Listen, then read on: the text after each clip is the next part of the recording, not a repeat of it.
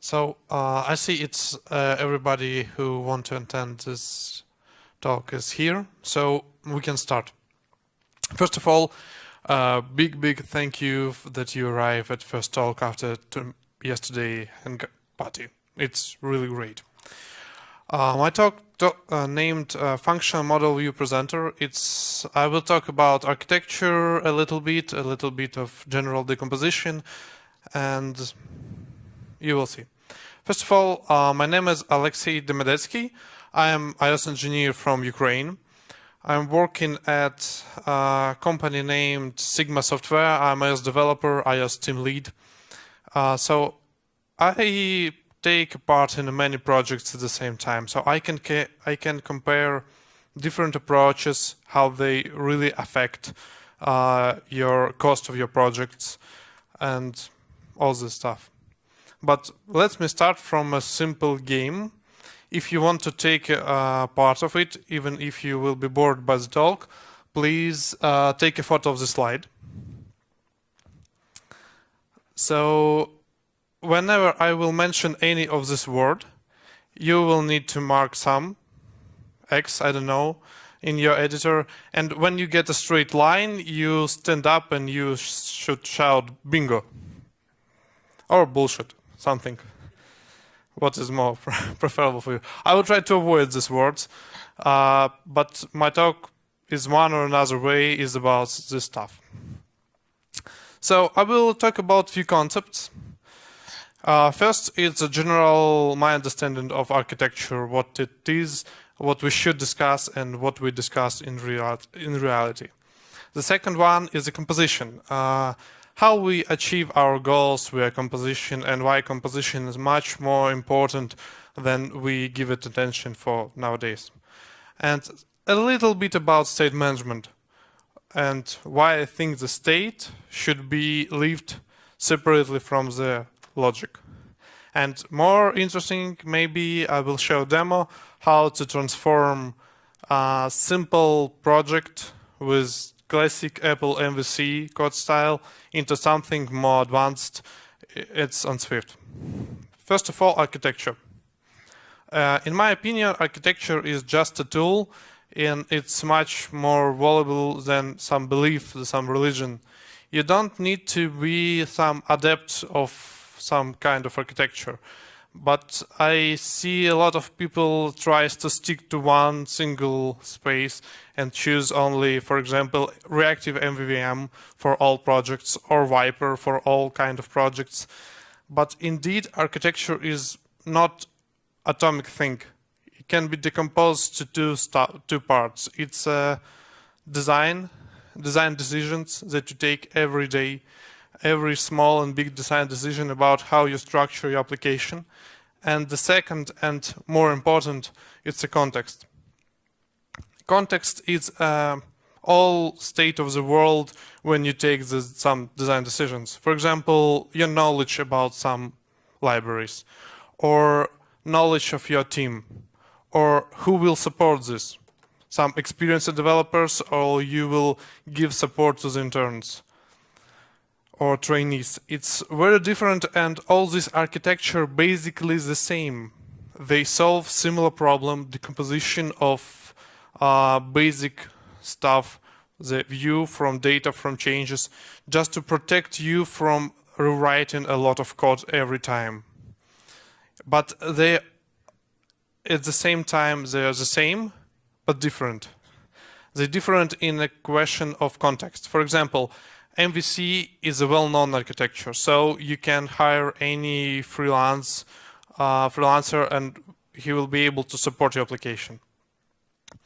MVP is not so well-known architecture, but it's basically the same. It's just a question of responsibilities between model and presenters and so on. Viper is a little bit different because it involves very strict decomposition, very strict decoupling of services. So you have roles for almost every possible action in your system. So you have generated a lot of code and wiring them from the scratch. But all these architectures, all this stuff really just designs. It's just one way to solve some problems. Without context, it's meaningless. You cannot treat them as good or bad. Architecture, like a security, like many good stuff, cannot be good or cannot be bad. There's no better than other architecture. It's always a question of context in which you choose this decision. And context really important when you will think about new architecture, for example, some Redux-inspired or Elm architecture is functional. Think about how many people will support this code, how costly it will be to you to transfer knowledge to someone else. So questions of cost are very important, and I will order this stuff in the next order. So first of all, we have architectures. It's a general idea with what we're going to achieve, what properties we want from our system. The second, we have a design, like a set of concrete decisions. And on the lowest level, we have libraries. So you need to choose libraries at the last time, at the very bottom of your decision chain. It doesn't matter will you use Reactive Cocoa or Swift, really, they're the same. You can even write from your own.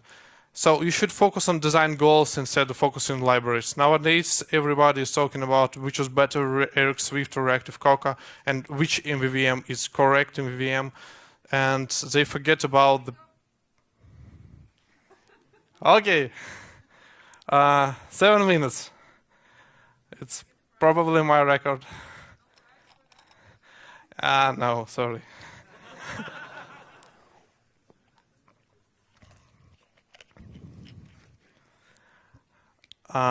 Next topic.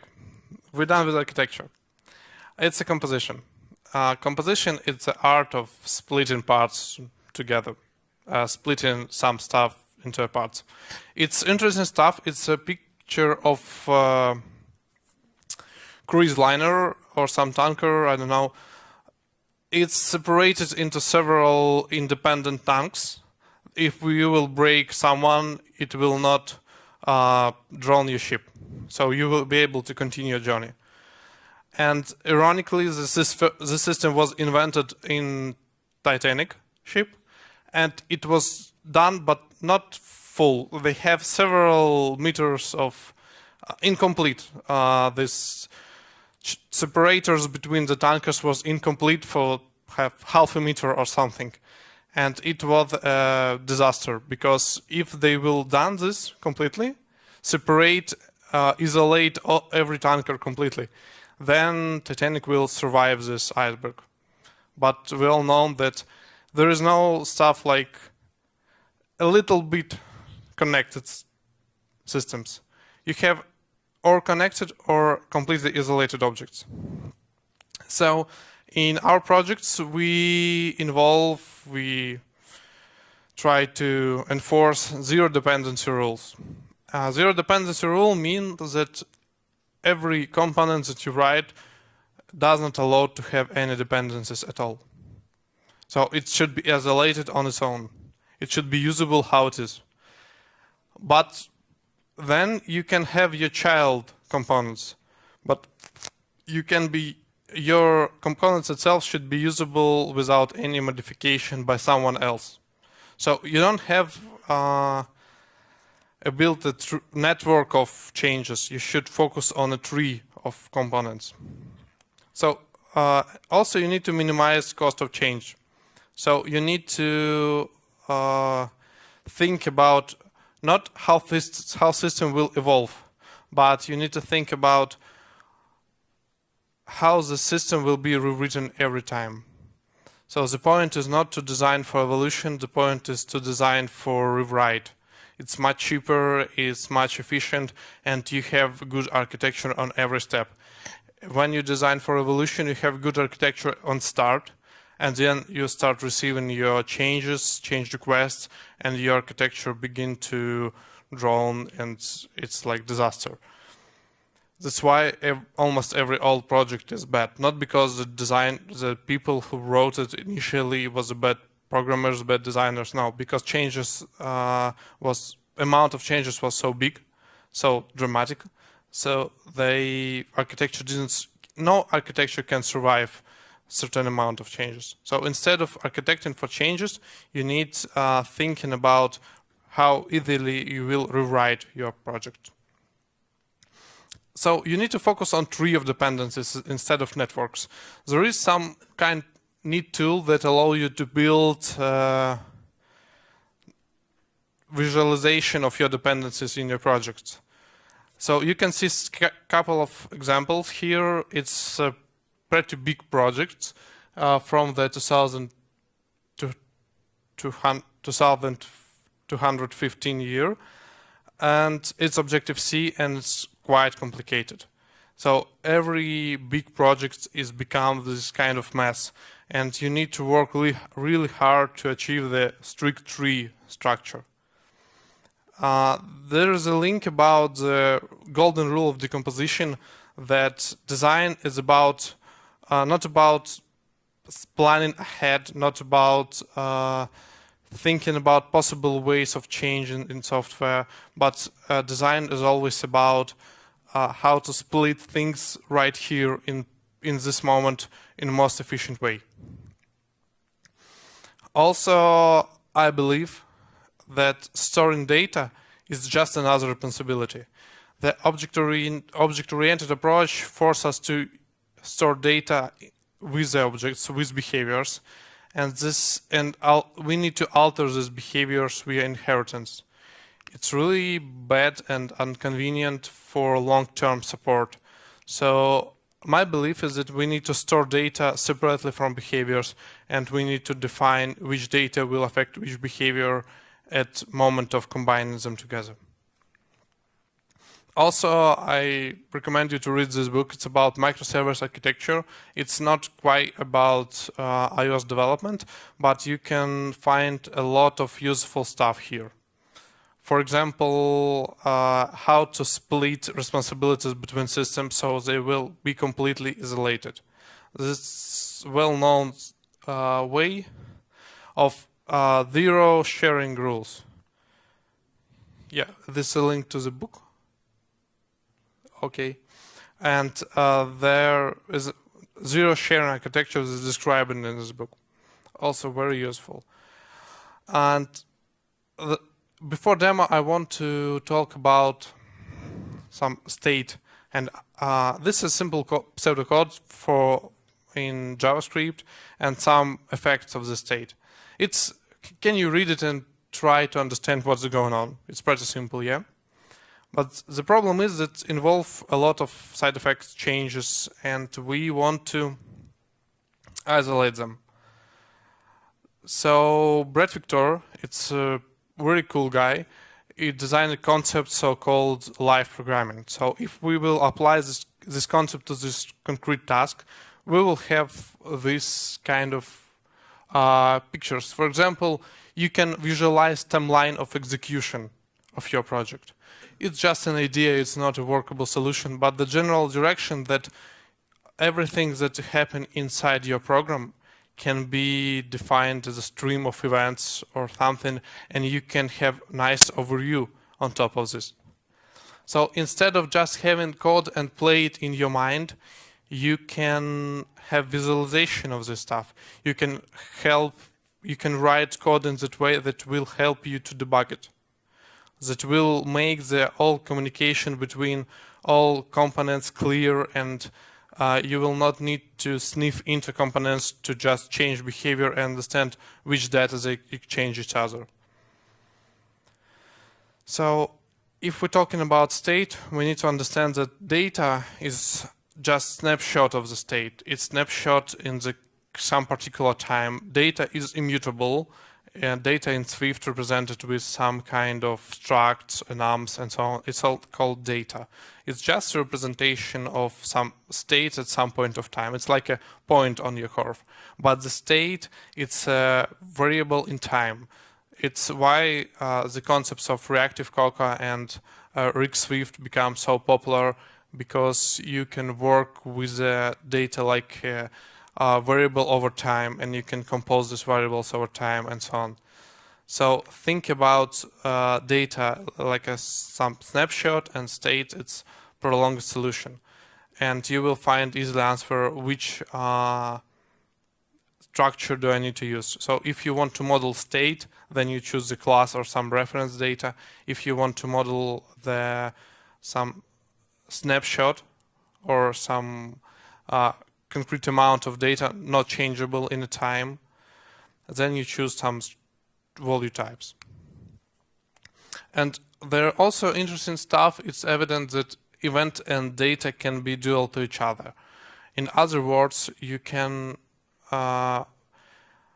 given a series of data, you can understand or guess which event calls to these changes.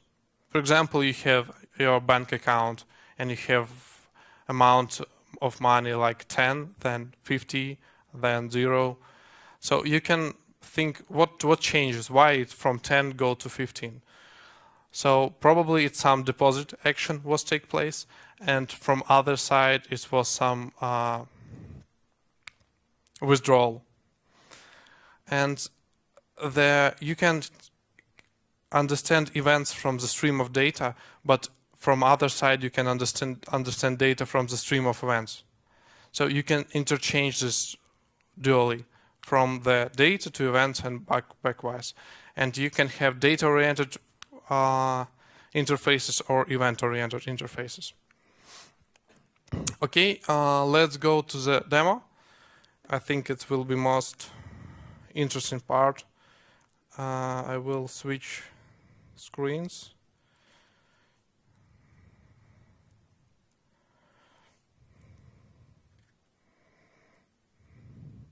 So this application is about, basically it's about timers. So it's a complete application. It's can you see the code? Okay, can we expand full screen just because code will be better. So we have some kind of login page here.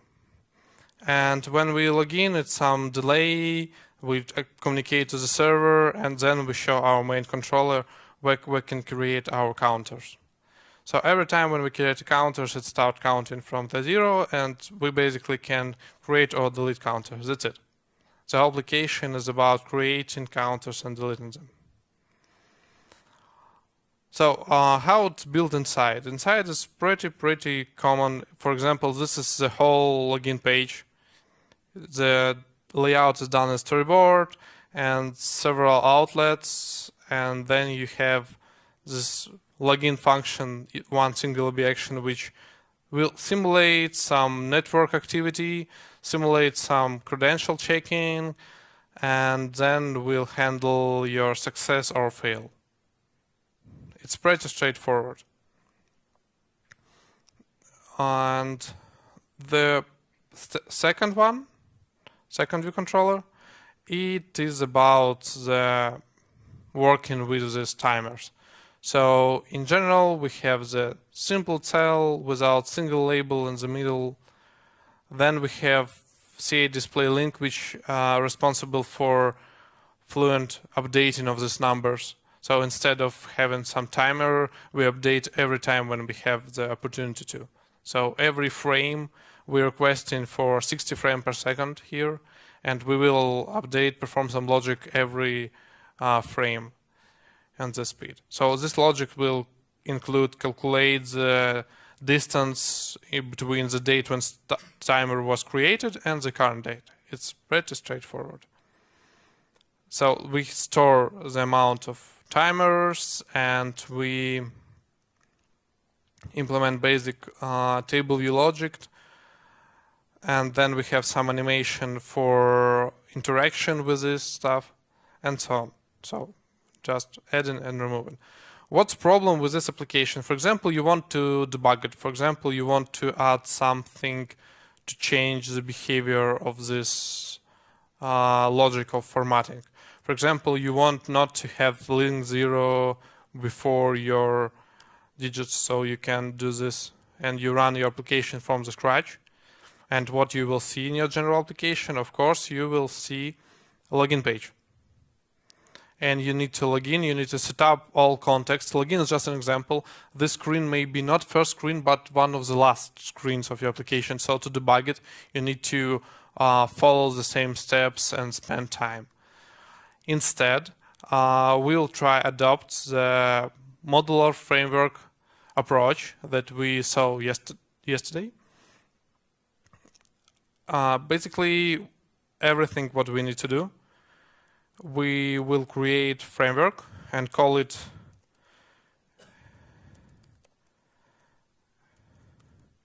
UI framework.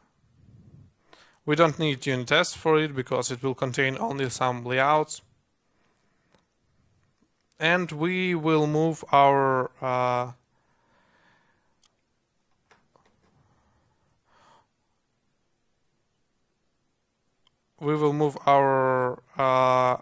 all UI related stuff to this framework.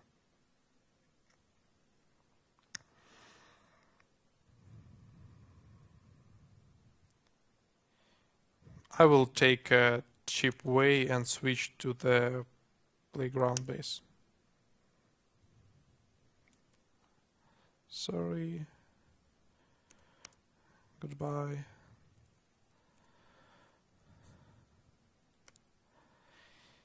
Yeah. So right here we have our framework. Set it up the same way. And what we receive that we now can have playground. So right now we have a playground, and we can import this playground in this UI framework into playground, load storyboard, load ViewController from a storyboard, put it into navigation controller, and render it into live view. How it will look like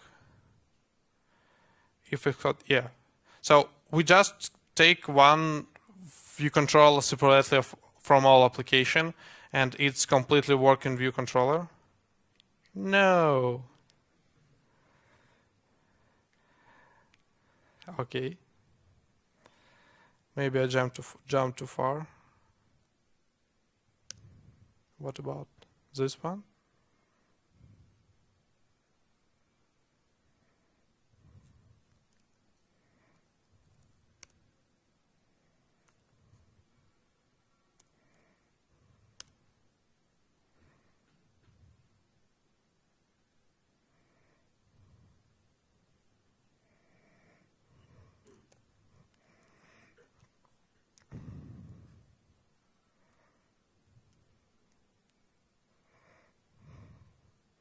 Yeah, so we have our working ViewController in a playground.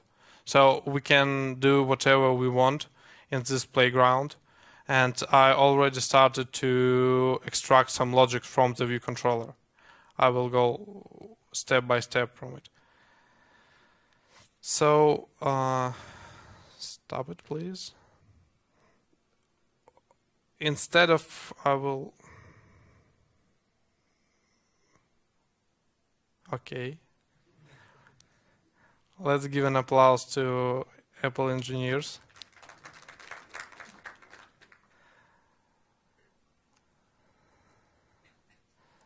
So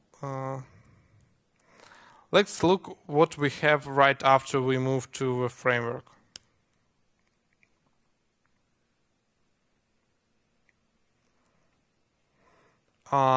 When we move to the framework, we have,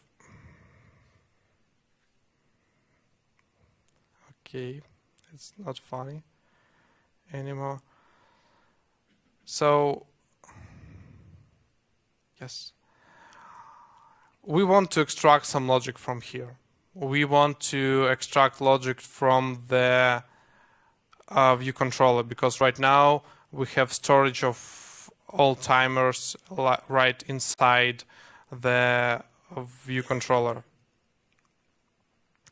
And we want to move out this logic. If we want to change it and we want to test it, we want to move it out.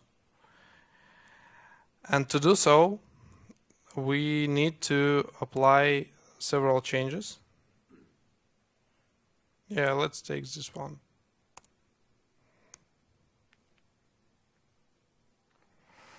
So right now, instead of having direct, what changed? Instead of having direct access to the different kind of data, we implement this interesting structure.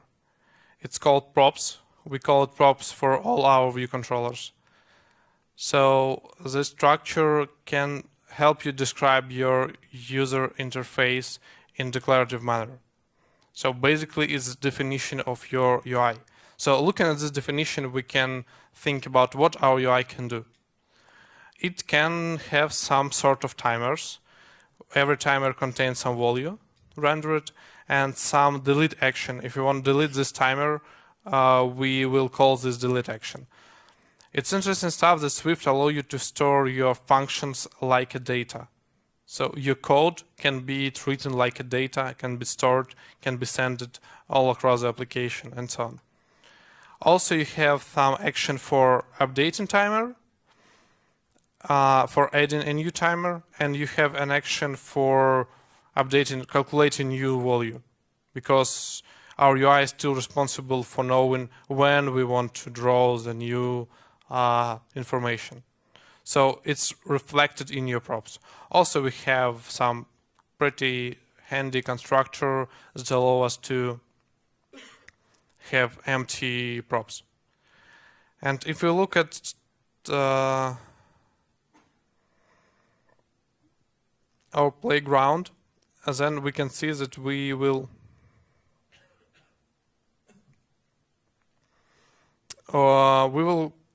be able to generate these props from our model. So this is our model.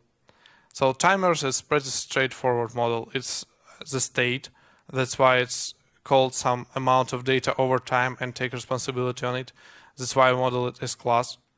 And it have two functions, add and remove at some index. It's like wrapper around an array. But then we can write a function that will connect this model to our ViewController. Because right now our ViewController props doesn't know any. So our ViewController in this form, when we describe it, doesn't know anything about how timers actually work.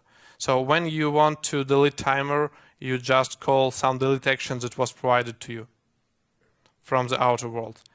When you want to add timer, you just call some outer action that's provided to you. Amount of timers, like timers count. So all your data, all your logic is bounded to the what props do you receive on the start time.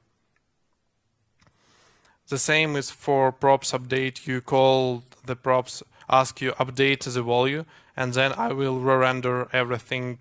So remove all the values from my props to my cells, which cells is visible on the screen. And basically we can starting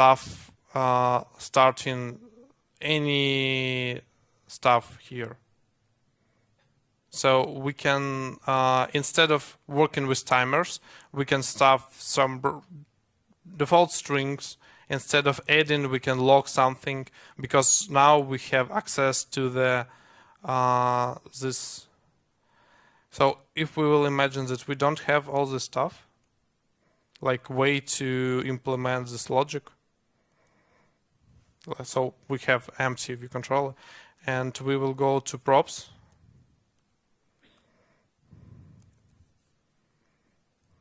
Yeah, you will build or not? Thank you. So if we will have the props, that will equal, it's nice with features that you can not write the full name of your types. You're just allowed to write in it, and that's it. So if we want to create the timer, it will be empty array for now, and for adding it in timer, we will print some statement.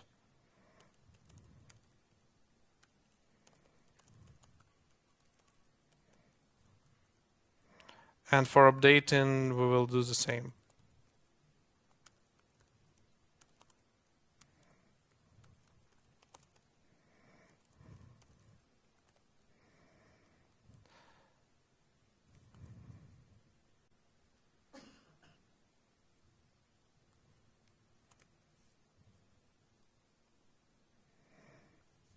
So right now, if we will, I hope you will not crash.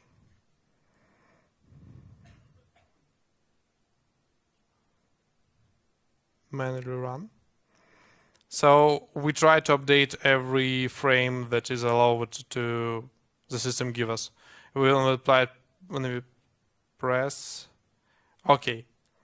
There is a problem that we still have the UI logic inside. So this data is not completely decoupled. And okay, because every time when we try to update, we assume that we will insert row and so on. So we can move this logic out, but it's not general idea of what I want to show you. The general idea is that we move it to the another like framework, and we separate completely with these props. We can generate almost every possible UI, add some enums. For example, if in some cases we can add, and in some cases we can clear the old data, then this add timer will not be a function, it will be num, some kind of primary action, which will consist in two cases: add more with action. Action is basically a function from void to void, and the other case clear from again with an action. So you will be able to render UI differently based on which option did you give via these props.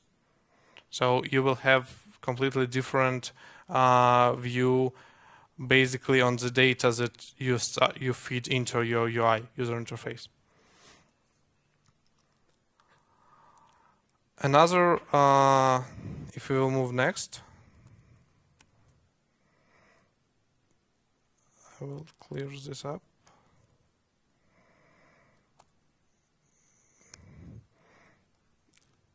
We're able to separate not only the UI into separate framework, but for example, the models into separate frameworks. So this is all this logic from move it outside from the playground back to the project. So our workflow is next. We move our UI into framework, then we play with it. We separate logic from the UI to some kind of entities inside the playground, and then we move the stuff from the playground to another separate entities back to the project. So right now here we have this pure logic which deals with dates, which deals with formatting, and which deals dealing with UI. So you can test how this function works, how you can cover it with unit test completely, and your UI will be reflecting your changes every time. So basically inside our project we have two frameworks bundled together, and that's it basically. So if you will have this playground, it's now doesn't contain any logic, it's just bind two frameworks together and show what you're able to do with this.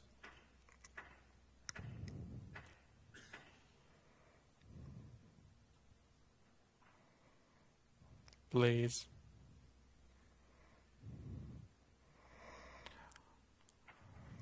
For example, let's try something interesting. Let's try to change the actual formatting of these numbers. Like not the amount of seconds plus milliseconds.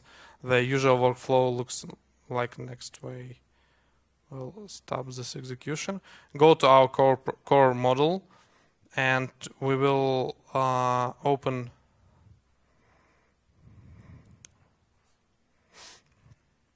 this is our function connect, which binds our model to our basically user interface. So this is why we include UI here. And we have a lot of nested functions which every function responsible for their own field of responsibility. And at the end, it's binded like you return this timer created with result of one function and result of other function. And this you just map all your timers to the ViewController. So basically this function and every step it map the model to the timer to the ViewController representation of this model.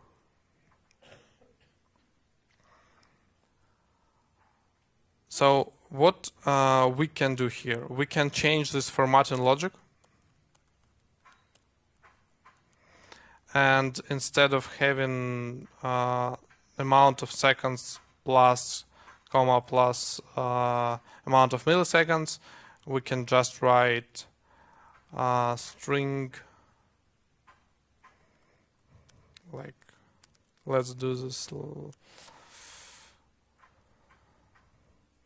seconds s, and then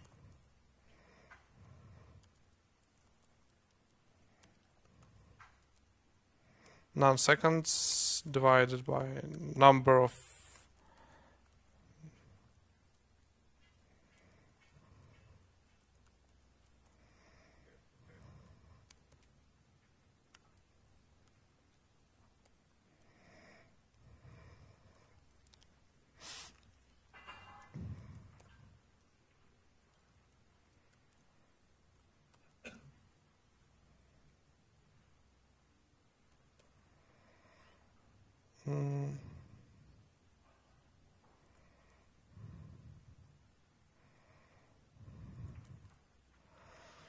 so, for example, we can skip the nanoseconds part and just print the seconds. What's wrong with you?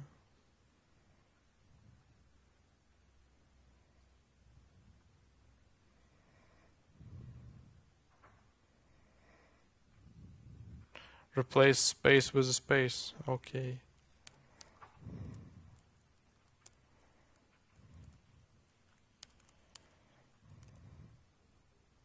Yeah, success. So we just rebuilt our framework, and if we go back to the playground and rerun it, our behavior should change, so we will count only seconds. It will not require you to run the whole application.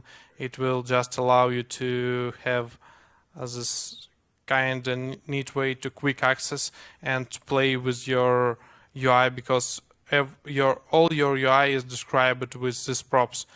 And moreover, we can enchant these props when we try to connect to ViewController. So in this place, we connect ViewController with these props, and we can wrap it in something.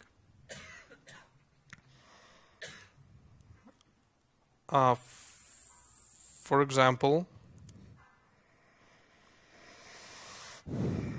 here's a place when we update our props, and we can, instead of updating these props, we can pass this another function which will wrap it somehow. For example, change the title from the seconds to S without changing this logic. So it's just a data. Your UI representation is just a data, so you can serialize it, send to server, write to blog, and do everything you want with it. Okay, I think it was the most horrible demo of the whole presentation, and you have 15 minutes to take a fresh and hot coffee and ask me questions. I will jump back to the keynote. So you can ask me a question you can send me a mail. Yep. So this is my email address. You can send me. I will glad to help you with understanding all this stuff if you are interested into this. Thank you for your attention and patience.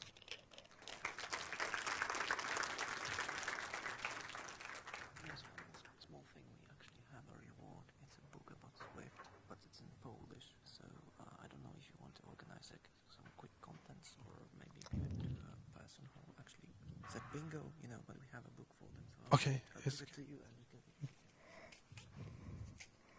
So, do you have any question? Yeah, first one. Okay. Microphone to this neat guy.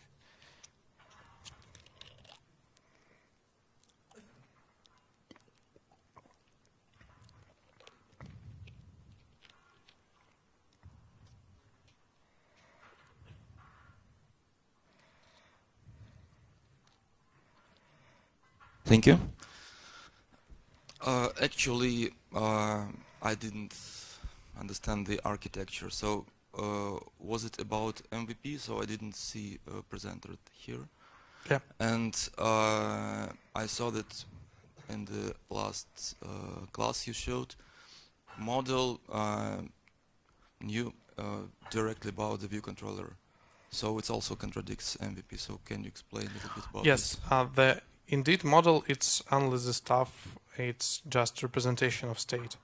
What binds it to the ViewController is this function connect, which can be written like part of the model, which can be written like free function, external function. It's just a question bind model to the, it's basically clear, not clear, but pure function, because it's allows you to just bind things together in a composite way. So it's not actually belong here. It's just here for, it doesn't matter where it live actually. And about the where is presenter. So this data that you basically, this is a presenter, this function connect, which define how you project your data onto data for ViewController and which action it's available or not available for ViewController. In our system, we can make the, for example, delete action optional, and your presenter will be responsible for understanding which items you can delete and which items you cannot delete, based on do they have this action delete or not. Right, but I'm concerned about this model class that you showed that knows, for me, it knows too much. It knows about ViewController, it knows about behavior, it knows about the state. So basically, it's one class that has a lot of responsibilities, Yeah, a lot of knowledge about UI, UX, and business logic. Yes, if we will split this part on top and this part at bottom into different entities, it will solve this problem? No, of course. No or yes? Yes. Yes, and basically it's splitted, so it's really easy to split because this function connect is just now need to reference to model. In this case, this reference just self-reference.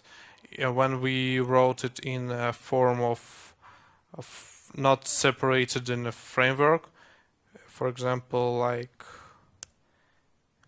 I will reset it. Oh, sorry. Yes, mirroring.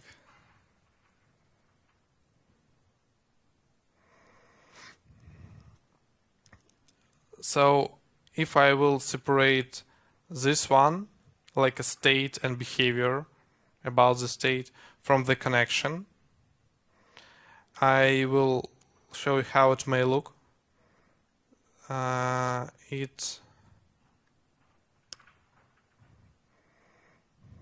So here it's just a free function which connects some instance of model to some ViewController. So it doesn't need to belong here to belong just to model itself. It's not requirement. You can split it however you want. The core idea behind it is that you have splitted the UI rendering and then controlling how this UI rendering works, how it's connected to the rest of the system. Any more question? Yes. Okay, thank you. It was very good presentation from your side, and I think that we've all seen worst demos. I have a question if this is open source, because I think it would be really present. Yes, read it's afterwards. right now on my local Mac, but I will publish it to GitHub and add link to the slides and publish slides later today. Yes, it's like a demo. It's not a project. It's like example. I show it completely, and you able to switch between the tags and look like evolution, which changed. Okay, great. And the second question is it necessary to pack all those files into separate frameworks? Isn't this possible just to have a playground inserted in the project? Yes, for us it's crucial because we use a lot of this kind of development in the playgrounds, UI work, because it's where it's lead you to very short feedback loop. You can iterate on designs very quickly, you can iterate on behaviors very quickly, and you can, for example, you don't have like internet asynchronous behavior, you can all this separate from the UI and test UI. Yeah, this part I understand, but I don't understand if it's necessary to create a separate framework Yeah. and then create a playground. Yes, playground cannot import your application model. It's not visible to him. So it's very nice work with the frameworks. So it works sometimes with application, but the rules are unclear and it's like based on phases of the moon, I suppose. Okay, thank you very much.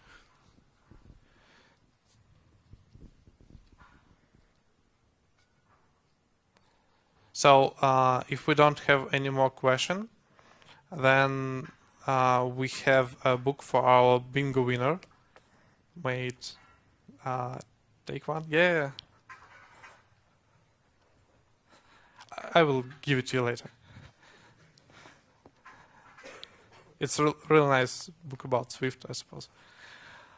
So thank you for your attention, and feel free to ask me about anything later.